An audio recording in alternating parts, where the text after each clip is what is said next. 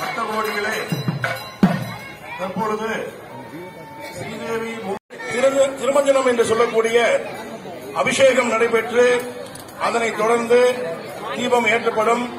அனைவரும் பொறுமையாக இருந்து பெருமாள் அனுகிரகம் பெறும்படி கேட்டுக் கொள்கிறோம். ஆனா அந்த காரு டூ வீலர் எல்லாம் கொஞ்சம் ஓரமா எடுத்து வச்சீங்கன்னா பரவாயில்ல. காரு டூ வீலர் எல்லாம் கொஞ்சம் ஓரமா எடுத்து வைங்க. ஆமா, அந்த பொம்மை கடை வண்டி பக்தர்களுக்கு அன்பான வேண்டுகோள்.